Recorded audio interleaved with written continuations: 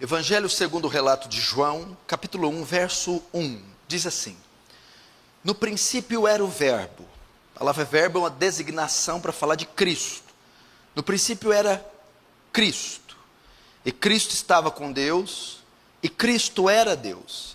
Ele estava no princípio com Deus. Todas as coisas foram feitas por intermédio dele, e sem ele nada do que foi feito se fez. Até aí. Vamos fechar os olhos, deixa aberto aí.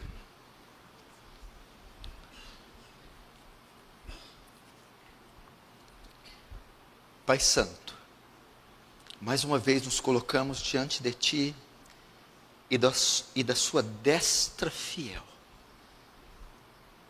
cônscios da Sua beleza, da Sua multiforme graça e da expressão máxima do Seu amor na pessoa do Seu Filho. Só de meditar na beleza, na graça, na formosura, na majestade do Seu Filho, é para nós, por demais, maravilhoso. Senhor, eu sei que nós não somos dignos de mencionar esse nome, de nos dirigir a esse nome, tão santo, tão bendito. Mas essa noite, traga luz em nossa mente e coração, para compreendermos a majestade do Seu Filho, e dobrarmos nossos joelhos em sinal de rendição e adoração a Ele. Enche esse local da graça e do perfume de Cristo. Receba a glória para si.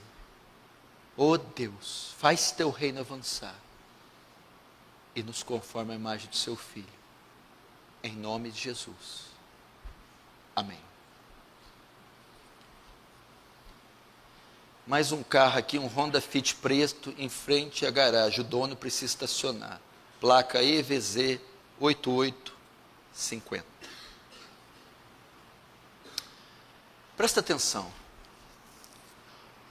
Ontem, depois do culto, todo culto de sábado, nós fazemos uma comunhão aqui, comemos.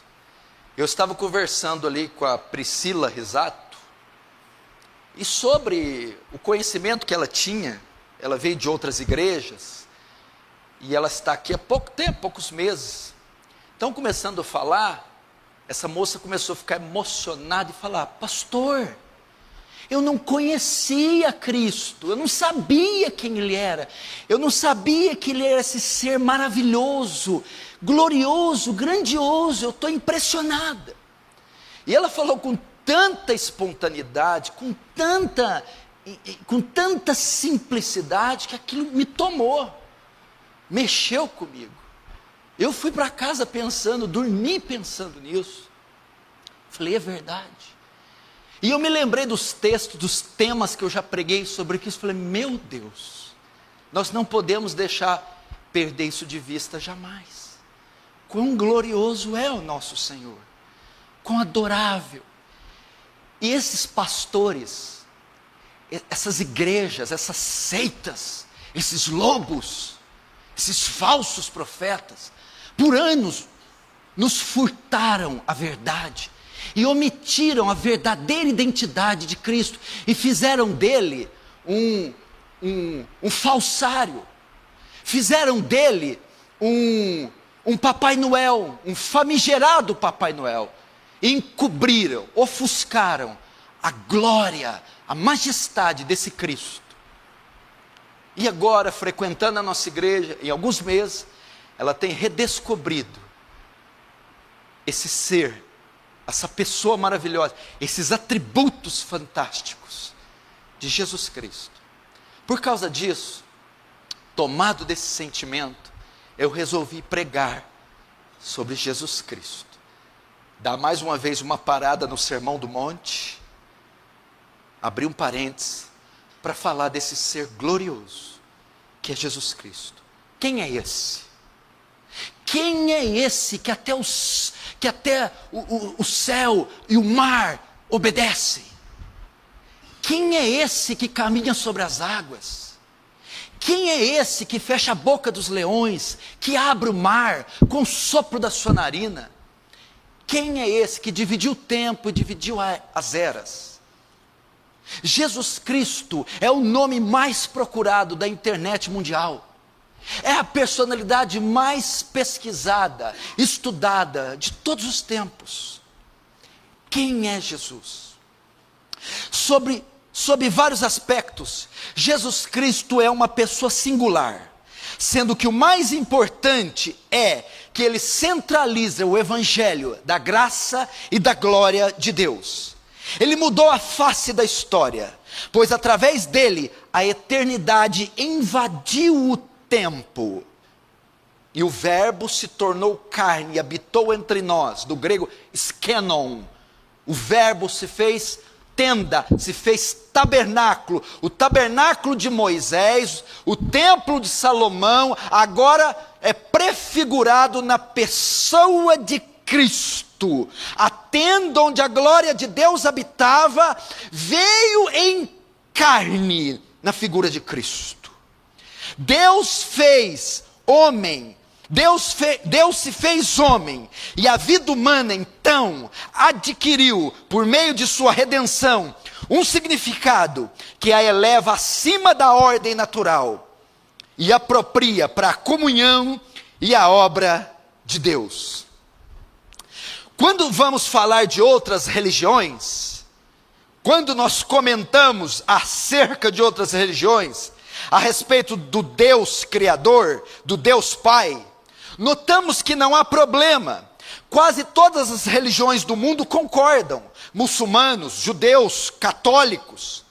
Entretanto, quando falamos de Jesus Cristo, sua divindade, filiação, Jesus Cristo sendo representante legal de Deus, sua encarnação, aí é que se encontra o problema.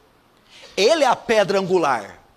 Ele é a pedra de esquina, ele é o fundamento onde a nossa fé é construída, mas ele também é a pedra de tropeço, ele é a pedra de escândalo que trava todas as outras religiões. E nós abrimos num texto, João capítulo 1, os versos iniciais, contém uma das referências mais encantadoras a respeito do caráter de Jesus. E nós vamos iniciar fazendo aqui um pequeno estudozinho, um mini estudo sobre cristologia, a doutrina de Cristo, o estudo a respeito de Cristo. Seriam necessários dias e dias, conferências e conferências, e nós não esgotaríamos o tema. E eu, na sabedoria de Deus, pelo Espírito de Deus, vou tentar resumir em um sermão a doutrina de Cristo, iniciando por esse texto. 1 João, os versos iniciais, nós temos aqui uma das referências mais adoráveis, formidáveis sobre Jesus. Este texto afirma que Cristo é distinto de Deus,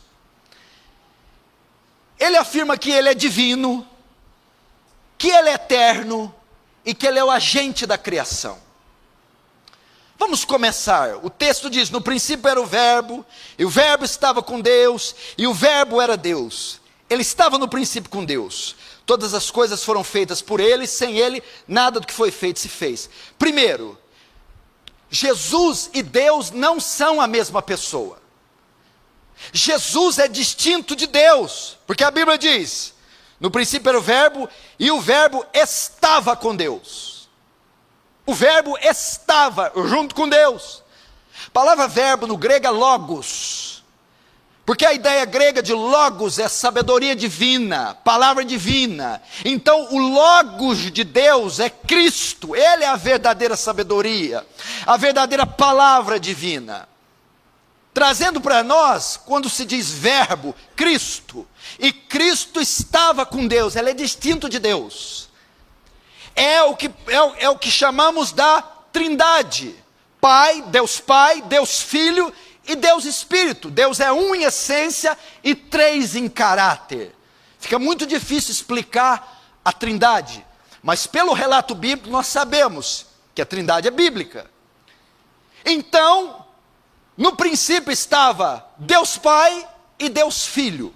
Primeiro, Cristo é distinto de Deus. Existe Deus Pai e Deus Filho. Segundo, Jesus é divino. E o Verbo era Deus. O Verbo estava com Deus, mas o Verbo também era Deus. Cristo é distinto de Deus, porque estava junto com Deus. E Cristo é divino, porque Cristo também é Deus. A Bíblia atribui a divindade a Ele. Não só Ele é um profeta, um oráculo, um enviado de Deus. Não é uma criatura, como os testemunhos de Jeová dizem. Ele é divino. Jesus é Deus. Tanto é Deus que Jesus também é eterno. O texto diz, Ele estava no princípio com Deus. Que princípio? Antes da criação, antes do cosmos ser criado, antes que tudo viesse a existir, Cristo já estava. Então Ele é distinto de Deus, divino como Deus, e Ele é eterno como Deus. Tão eterno, tão divino, que a Bíblia também diz assim, e o Verbo estava com Deus. O verbo estava com, no grego, quer dizer prós, ao lado, perante, em. Quando diz que o verbo estava com Deus, fala de uma relação tão íntima, de Deus Filho com Deus Pai, tão próxima. É como se o termo grego apontasse para uma frase assim, ó, um estava no outro. João está dizendo que o verbo estava de tal forma com Deus, que praticamente um era o outro.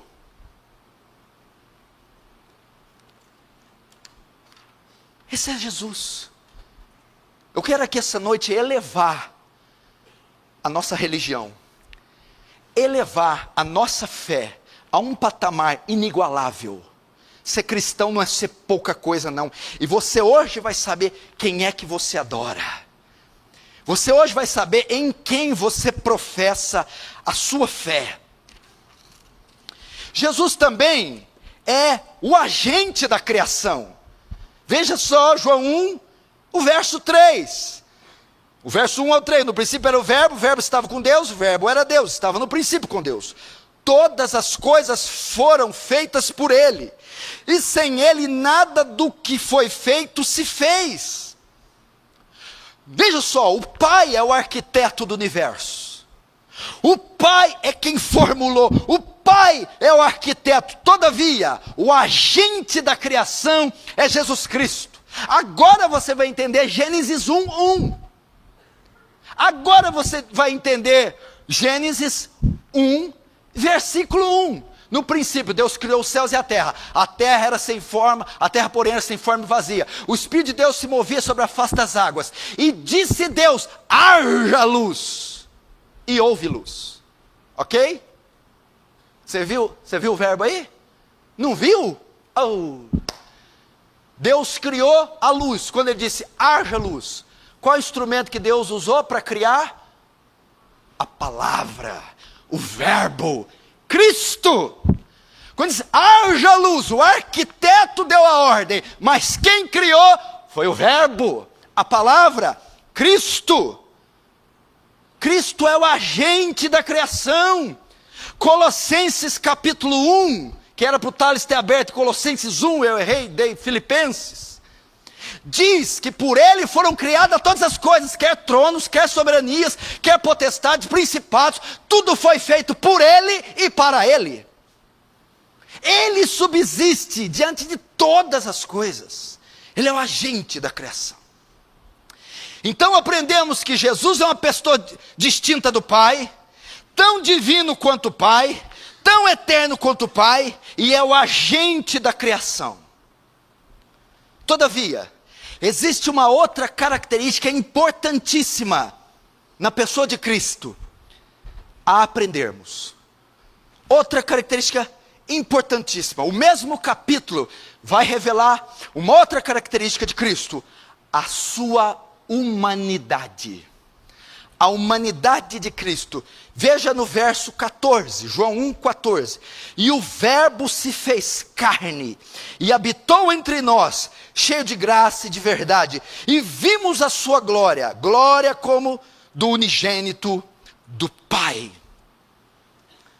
o verbo se fez carne. O verbo fala de Cristo. O mesmo que era divino, eterno, distinto do Pai, a agenda da criação. Esse distinto, eterno, esse que era divino, esse que é a agenda da criação, se fez carne. O que é isso?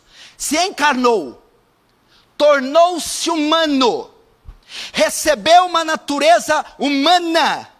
Quando João disse que o verbo se fez carne, ele está ensinando que Jesus Cristo se fez homem.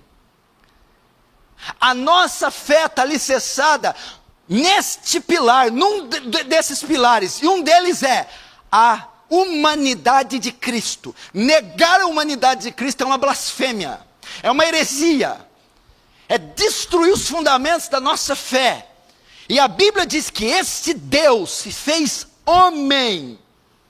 O divino entrou no humano, entrou no tempo e no espaço e se fez homem. E a Bíblia dá traços da humanidade de Cristo. Primeiro, ele teve que nascer como um homem. Mateus 1,18. Ora, o nascimento de Jesus Cristo foi assim: que estando Maria, sua mãe, desposada com José, antes de se ajuntarem, achou-se ter concebido pelo Espírito Santo.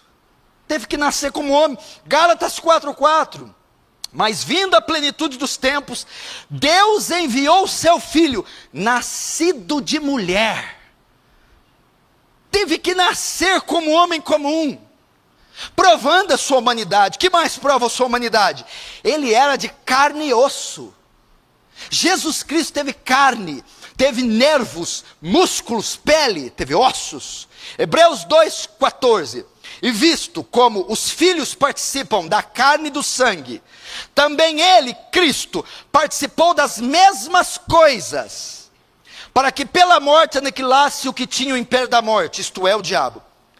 Visto como os filhos, os humanos, participam de carne e sangue, fala de vida corpórea, Cristo também participou das mesmas coisas. Cristo teve pele, teve músculos, nervos, teve ossos.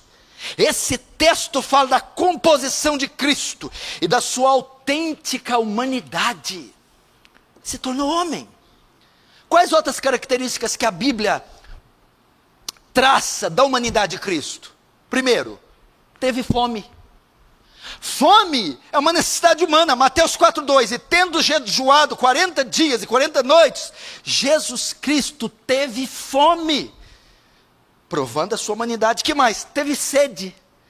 João 19,28. Depois, sabendo Jesus que já todas as coisas estavam terminadas, para que a Escritura se cumprisse, disse: tenho sede. Sede é uma necessidade humana. Que mais? Que prova a sua humanidade? Esteve cansado. João 4,6. Estava ali a fonte de Jacó. Jesus, pois, cansado do caminho, assentou-se assim junto da fonte. Era isto quase a hora sexta. A Bíblia dá relatos claros que Jesus era homem, que Jesus possuía uma humanidade como a nossa. Que mais? Você quer ver outra característica? Uma característica inexorável da humanidade de Jesus? Ele morreu. Ele morreu. Essa é uma das maiores provas da humanidade de Jesus. Assim como todo homem morre, Jesus também morreu. Lucas 23:46. E clamando Jesus com grande voz disse: Pai, nas tuas mãos entrego o meu espírito. E havendo dito isto, expirou, morreu. Jesus morreu. O Deus que nós servimos tinha pele, ossos, nervos e as mesmas fraquezas que nós. Agora, por que era necessário que esse Jesus fosse plenamente humano? Por que o nosso Deus tinha que ser humano?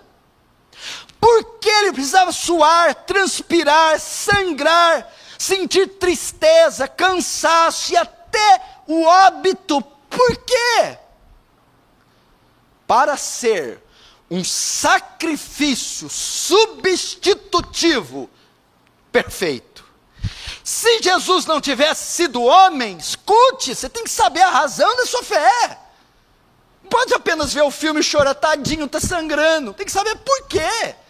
Porque se ele quisesse, com o hálito dele, Roma derretia. Com o hálito dele, o planeta Terra explodia, só com o hálito dele. Mas ele não fez, ele preferiu suportar o chicote, a espada romana. Se Jesus não tivesse sido homem, não poderia ter morrido em nosso lugar, e pago assim a penalidade que nos cabia. Era necessário ser homem, para substituir-nos na íntegra, a nossa semelhança. Veja então, Hebreus 2, 16, 17, escute. Pois é claro, que não é a anjos que ele ajuda, mas aos descendentes de Abraão. Por essa razão era necessário que ele se tornasse semelhante aos seus irmãos, homem, ter carne. Por quê?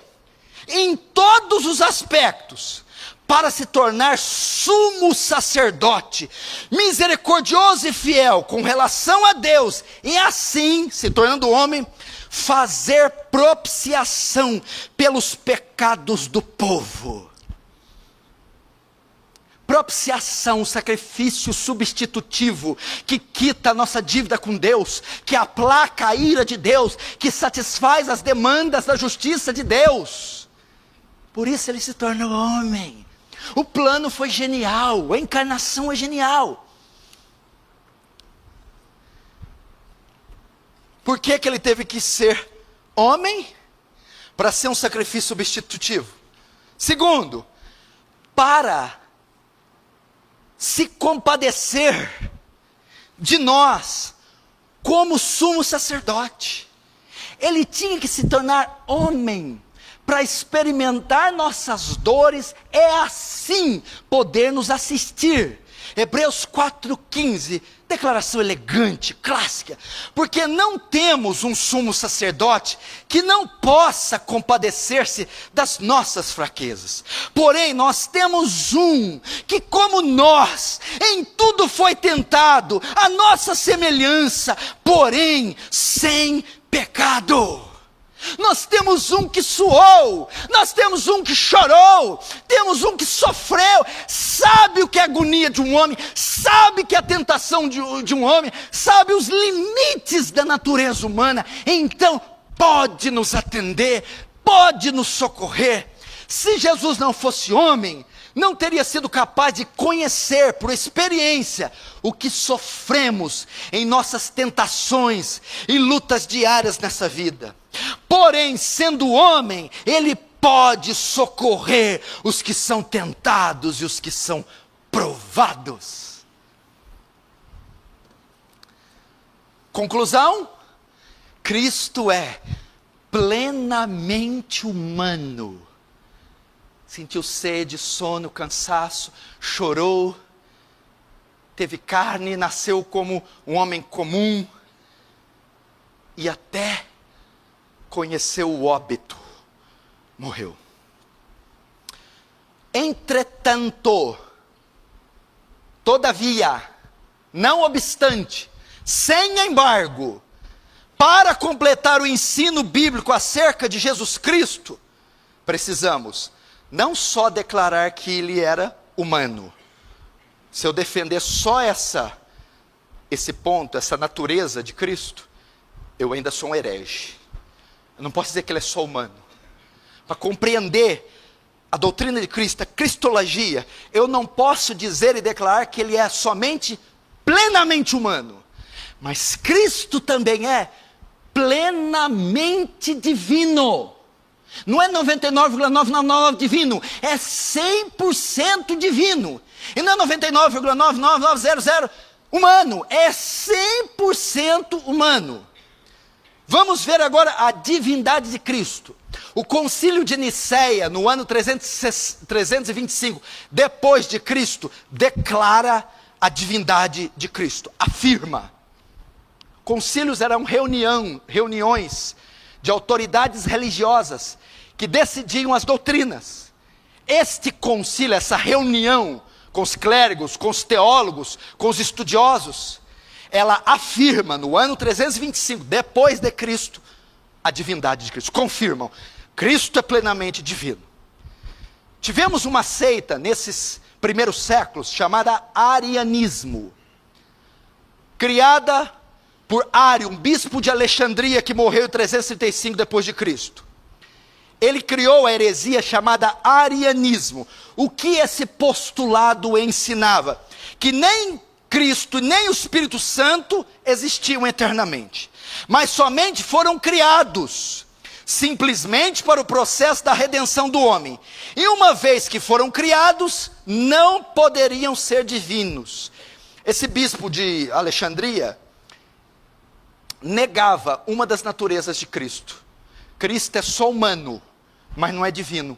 Eram as testemunhas de Jeová dos primeiros séculos, TJs, por isso que são uma aberração, uma abominação para Deus, esses testemunhos de Jeová. Sabe o que esses testemunhos de Jeová ensinam? Porque é uma seita abominável, que Jesus Cristo é uma criatura. Igual Deus criou o leão, o macaco, a baleia, criou Jesus. Aberração.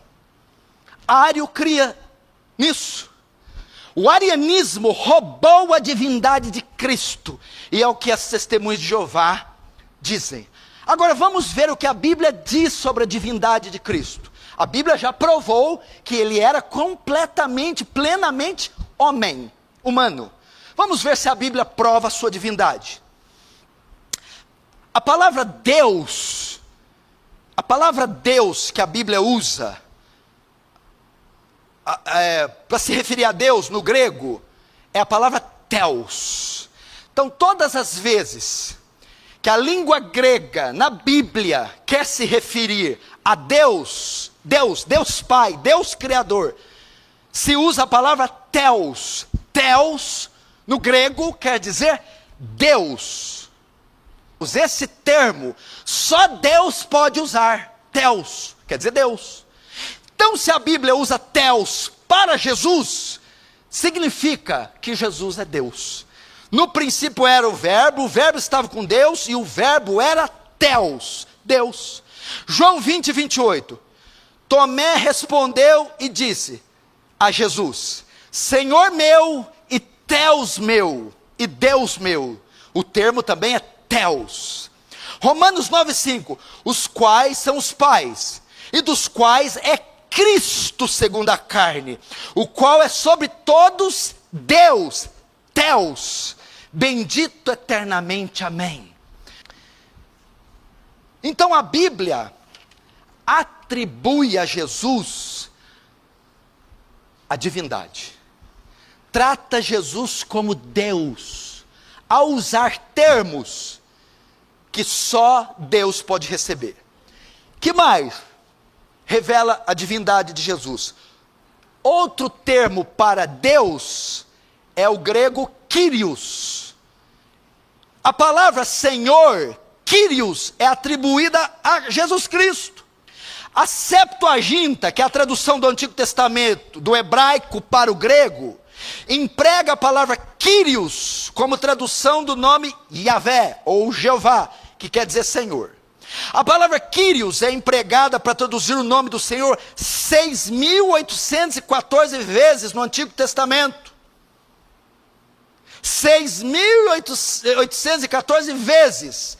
Quando foi traduzir a Bíblia do Antigo Testamento hebraica para a grega, usou a palavra para Jeová, Kyrios, Senhor. Então, quando você lê Kyrios, está dizendo de Deus, Jeová, o Senhor, ok? Então, qualquer leitor grego da época do Novo Testamento, que conhecesse um pouco do Antigo Testamento e do grego, reconheceria a palavra Senhor como sendo dirigida ao Criador, a Deus Pai, ao mantenedor do céu e da terra, ao Deus onipotente. Ou seja, quem lesse o Novo Testamento se referindo a Jesus como Kyrios, saberia que o autor estava dizendo: aquele homem é Deus. E o Novo Testamento, para Jesus, usa a palavra Theos e usa a palavra Kyrios. Veja só, Lucas 2:11, pois na cidade de Davi vos nasceu hoje o Salvador, que é Cristo, o Senhor Quírios. Yahvé. Mateus 3:3, este é o anunciado pelo profeta Isaías, que diz, voz do que clama no deserto, preparai o caminho do Quírios, Senhor. Mateus 22, 44, 45, disse o Senhor Quírios, ao meu Senhor Quírios, assenta-te à minha direita. Veja só, disse o Senhor Quírios ao meu Senhor Quírios. O que é isso? Disse o Senhor, Deus, ao meu Senhor Cristo. Deus falando com Jesus. Disse o Senhor, Yahvé, ao meu Senhor. Davi está ilustrando uma palavra dada de Deus para Jesus. Ambos os termos, Senhor e meu Senhor, Deus e Jesus, é usado Quírios. É como se Davi estivesse falando assim, ó, disse Deus a Deus. Disse Deus a Deus, assenta-te à minha direita até que eu ponha os teus inimigos por escabelo dos teus pés. Olha que coisa tremenda. Disse Deus a Deus, ou melhor, disse Deus Pai a Deus Filho. Assenta-te à minha direita até que eu ponha os teus inimigos por escabelo dos teus pés. De maneira nenhuma a Escritura rebaixa Jesus ao nível das criaturas.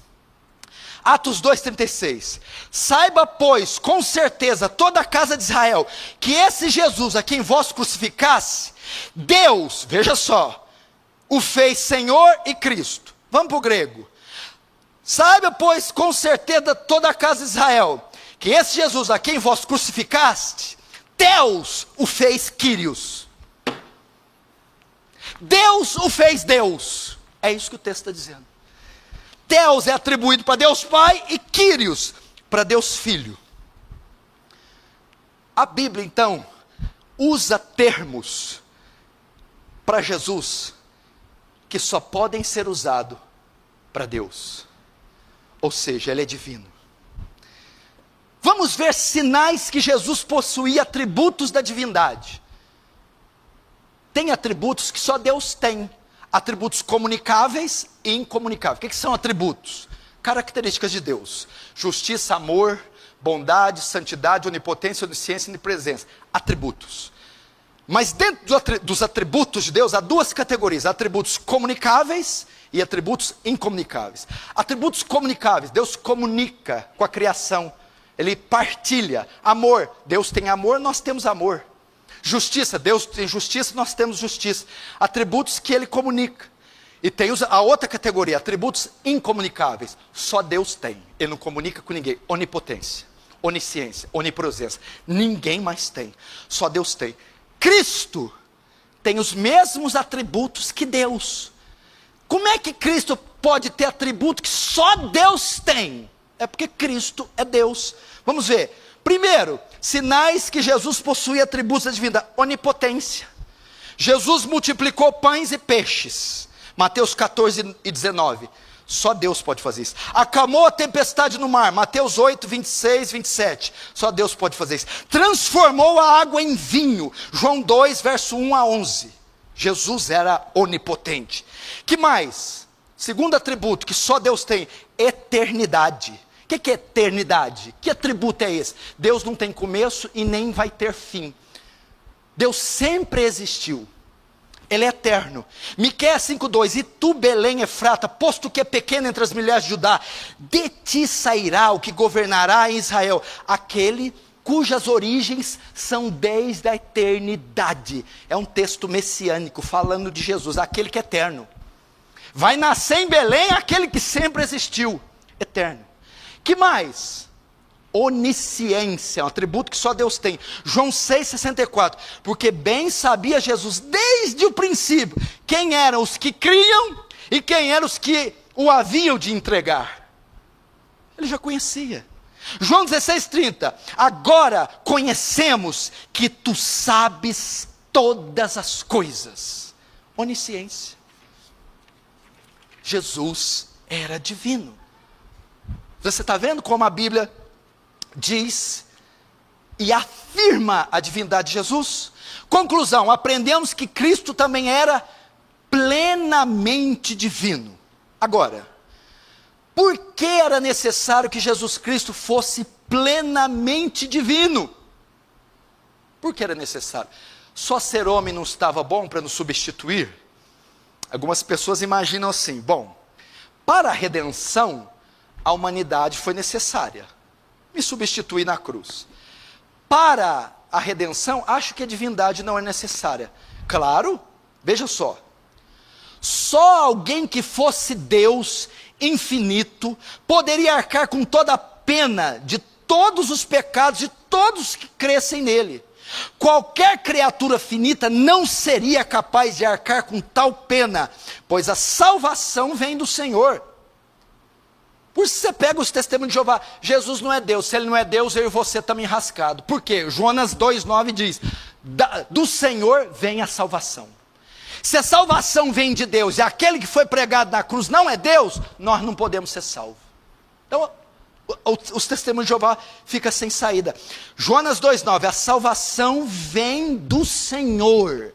Se Jesus Cristo não é Senhor, não é Deus, ninguém poderia ser salvo. Por quê?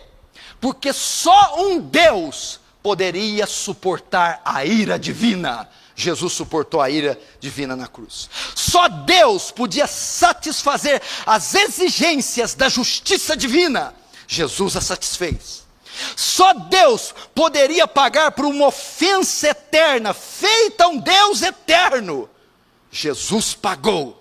Só um Deus poderia a si mesmo ressuscitar dos mortos.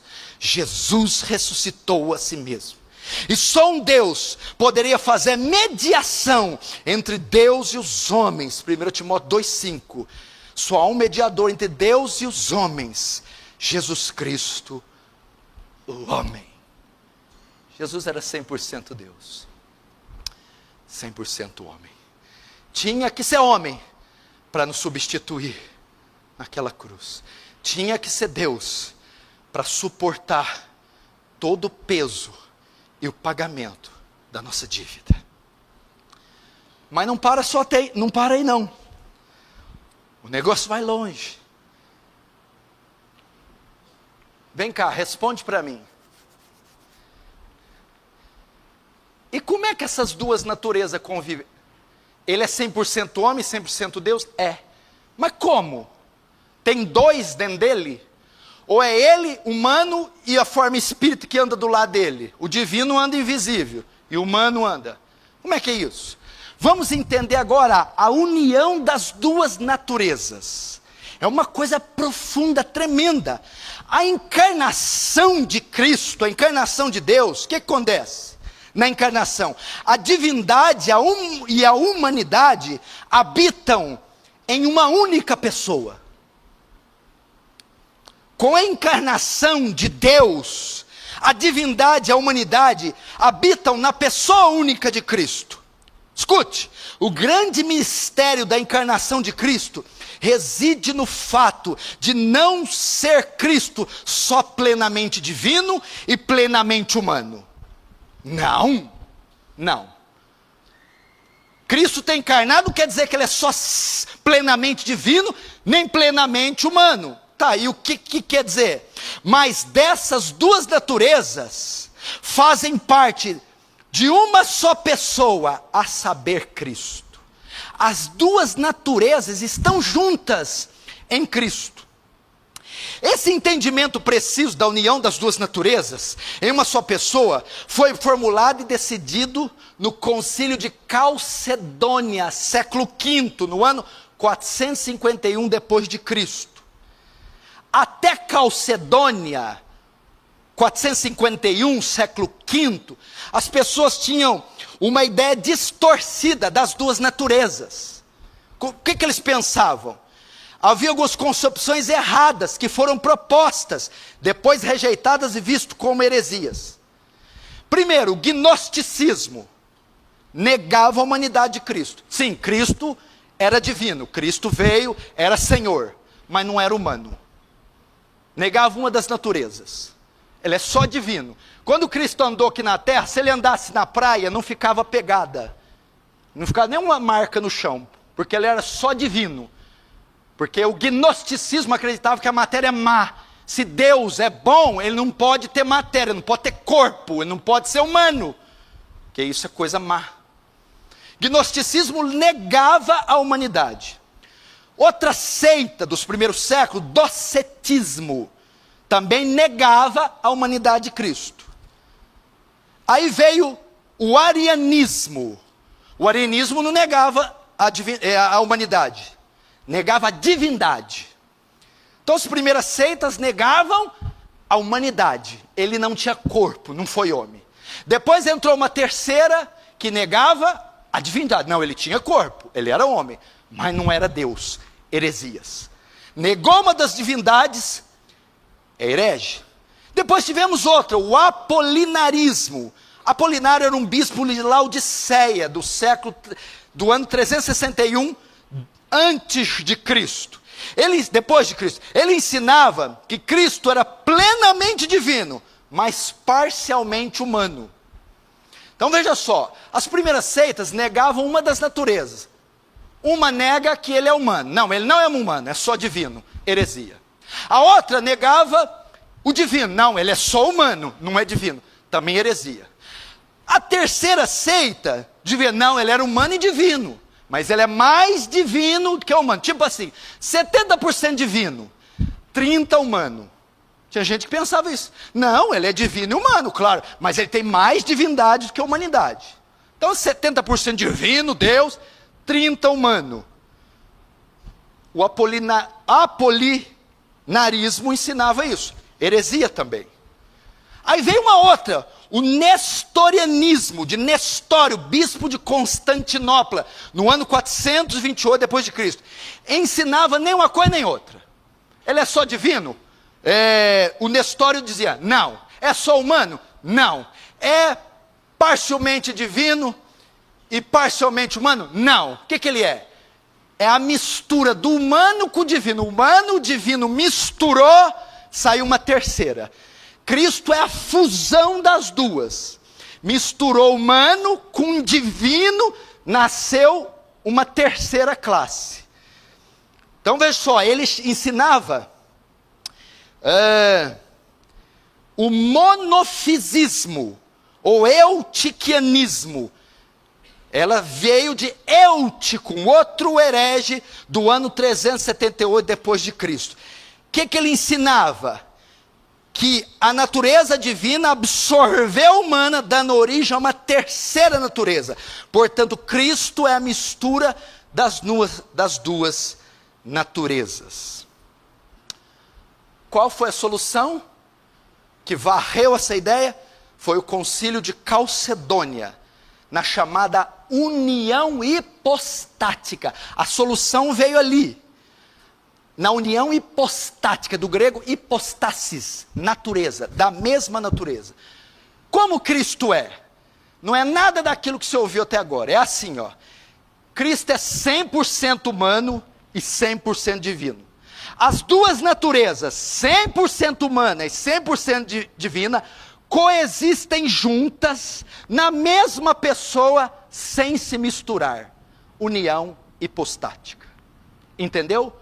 Deus, homem e Deus, Deus e Deus, homem, no mesmo ser, sem se misturar.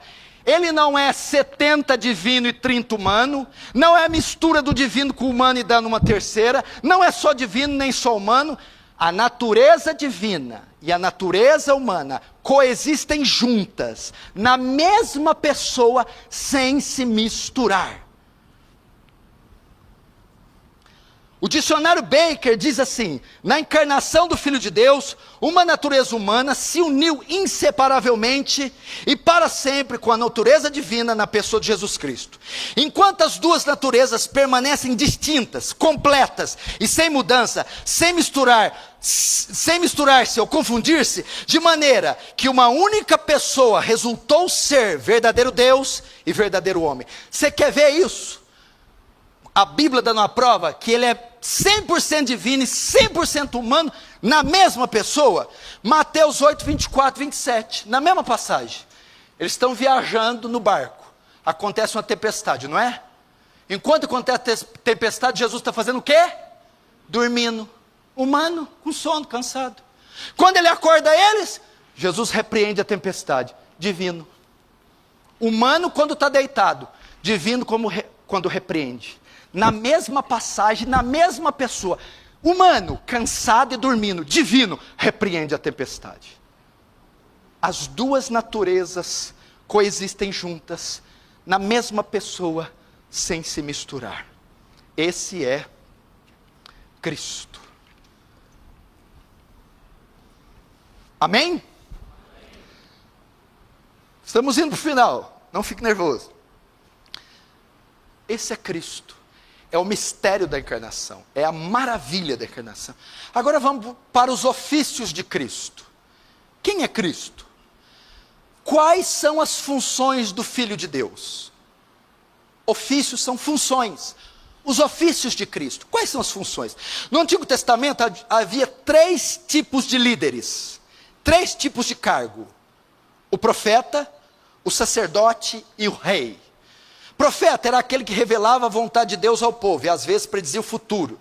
Podemos ver isso na figura de Natã, o profeta, segundo Samuel 7:2. Temos outro ofício, do sacerdote. Era aquele que oferecia sacrifício para o perdão dos pecados, na figura de Abiatar, 1 Samuel 37. E rei, era o líder do povo, o governante, o chefe máximo da nação. Vemos isso na figura de Davi, 2 Samuel 5:3.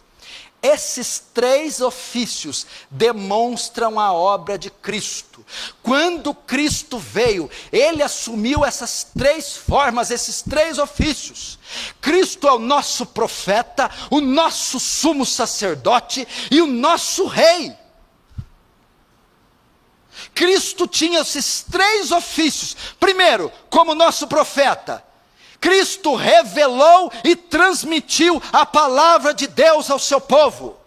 Deuteronômio faz uma profecia, uma menção dele. Deuteronômio 18, 15 e 18. O Senhor teu Deus te levantará um profeta no meio de ti, de teus irmãos, como eu, a ele ouvireis. Então o Senhor me disse: eis, lhe suscitarei um profeta do meio dos seus irmãos, como tu, e porei as minhas palavras na sua boca, e ele lhes falará tudo o que eu lhe ordenar. É uma profecia do Antigo Testamento que Deus ia levantar o grande profeta. Estava falando de Cristo. Cristo veio, anunciou a palavra de Deus. Cristo veio, anunciou o reino de Deus. Cristo veio e profetizou sobre o futuro. Ele é o nosso profeta. Segundo, Cristo também assumiu a forma do sacerdote.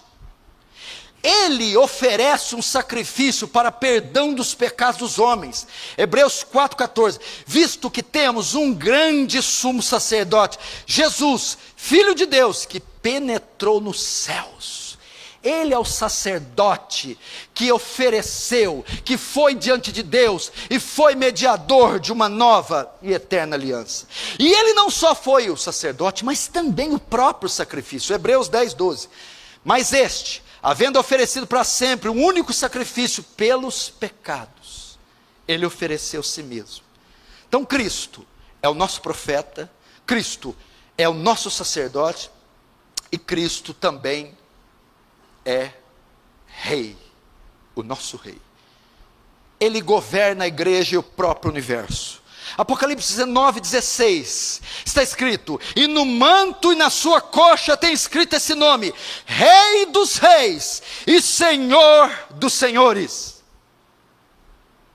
Cristo na função de profeta, a revelar a vontade e a palavra de Deus ao povo. Cristo como sacerdote, foi além do véu e ofereceu si mesmo como sacrifício. E Cristo como rei, quando ele disse: o meu reino não é desse mundo. Tudo bem, ele estava dizendo que não é desse mundo, mas ele está dizendo que ele tinha um reino, porque ele era um rei que há de governar. Abra comigo em João 16. Todos vocês, João 16.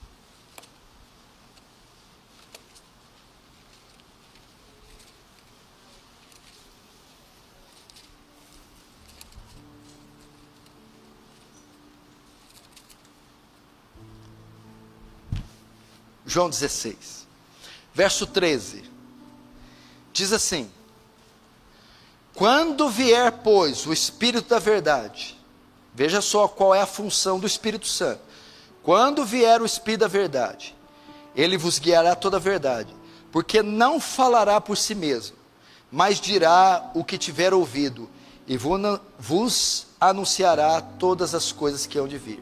Verso 14, ele me glorificará, porque há de receber do que é meu, e vou-lo-á de anunciar.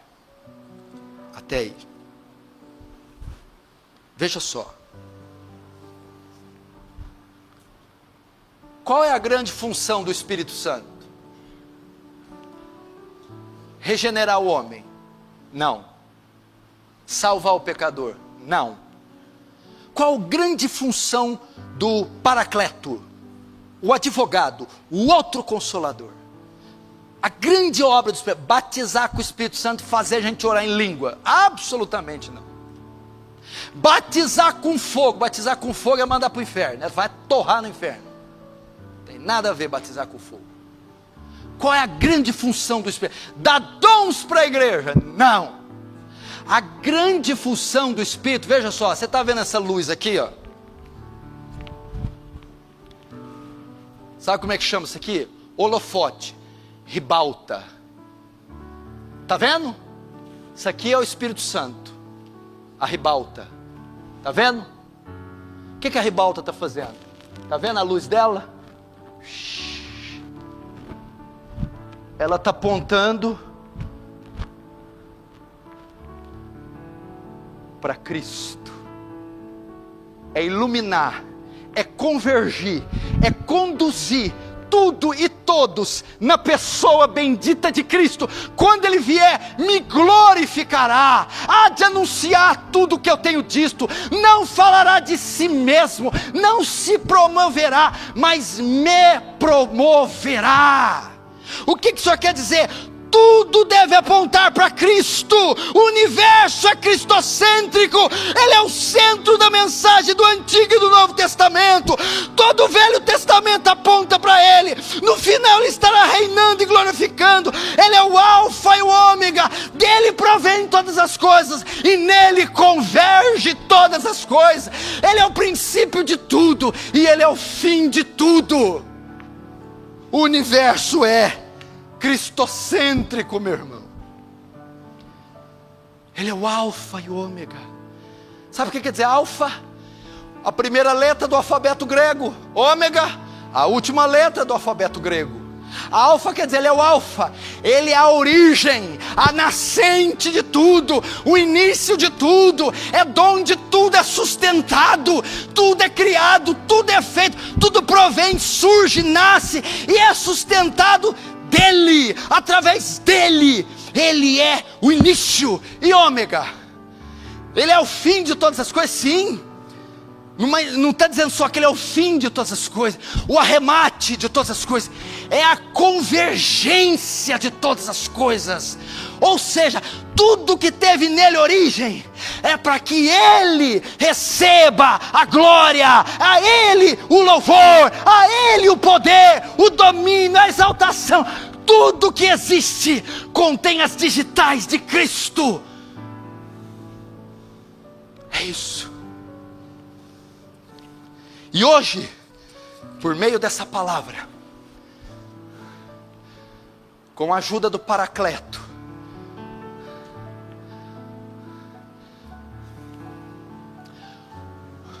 o nosso desejo é apontar para Ele. Eu podia ler Isaías 53 para você. Quem deu crédito à nossa pregação e a quem foi manifestado o braço do Senhor? Pois foi subindo como raiz de terra seca, era sem aparência e sem formosura, não tinha beleza nem formosura para que atraísse-nos.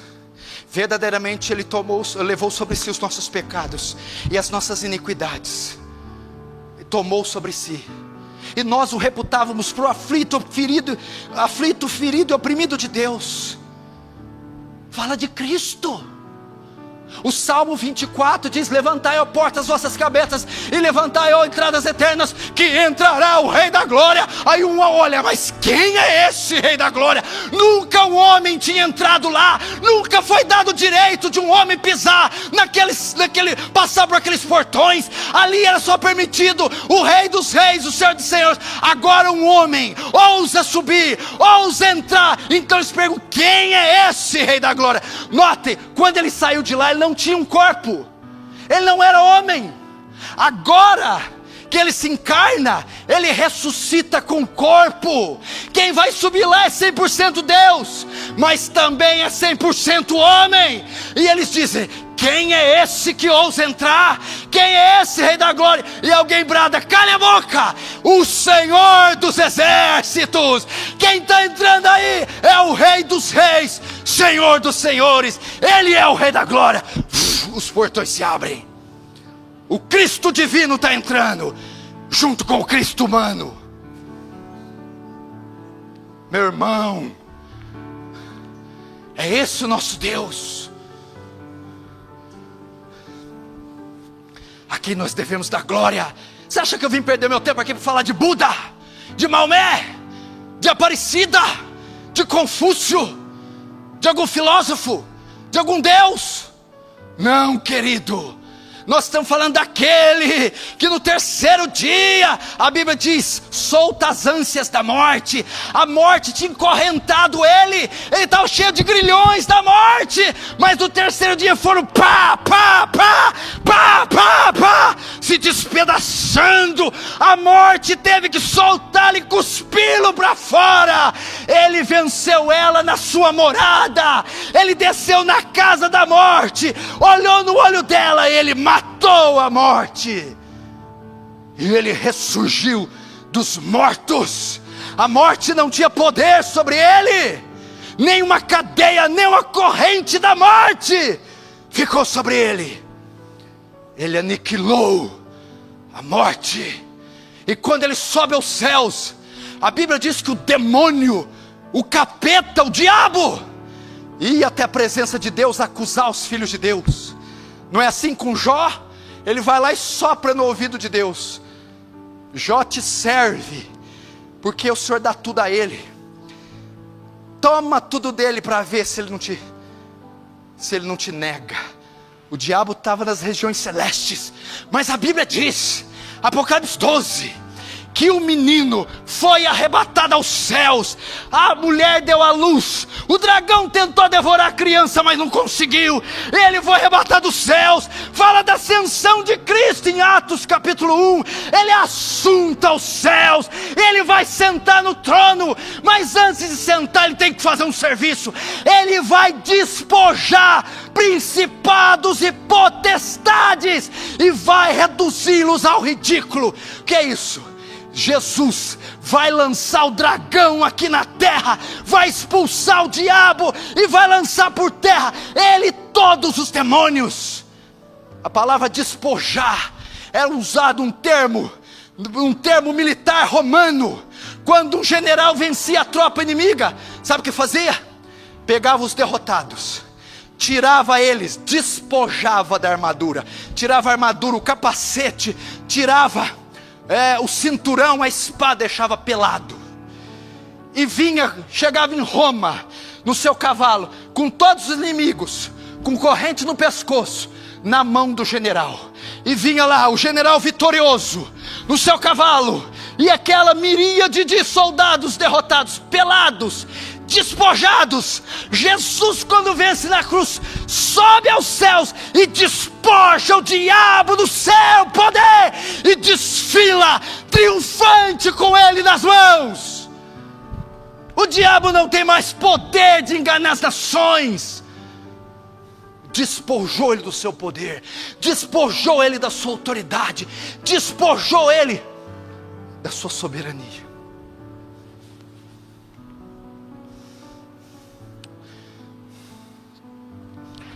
Alguns ficam falando: quando chegar o milênio, Cristo vai sentar no trono de Davi e vai reinar.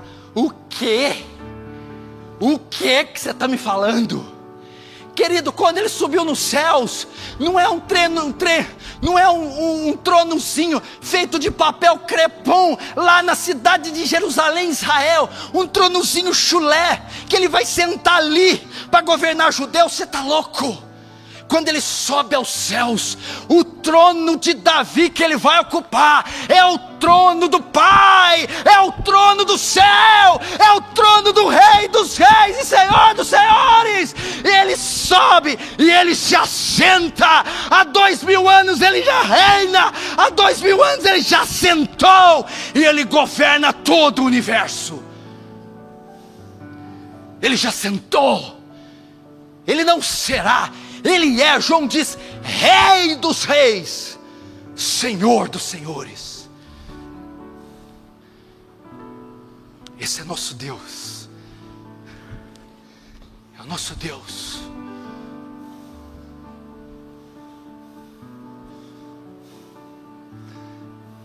Esse é o Deus que você serve, o Deus que você crê. Você acha que é pouca coisa? A Bíblia diz: irmão, eu vou ficar aqui até amanhã, eu não vou parar não. O que a Bíblia diz? Apocalipse capítulo 5. A Bíblia diz que João vê o trono de Deus, e Deus é sentado no trono. Deus está com o livro na mão e os 7 selos. Quem é digno de abrir o livro e desatar os seus selos? Então João começa a chorar, e o ancião diz: não chore, o cordeiro que foi morto, ele ressuscitou, e ele é digno de abrir o livro e desatar os seus selos. Então Cristo entra naquela sala, vitorioso, e toma na mão do Pai o livro, e começa a desatar os selos. A história do mundo está nas mãos de Cristo, a história da nossa vida está nas mãos dele. Ele tem o controle de toda a terra. Toda a terra. Toda a terra.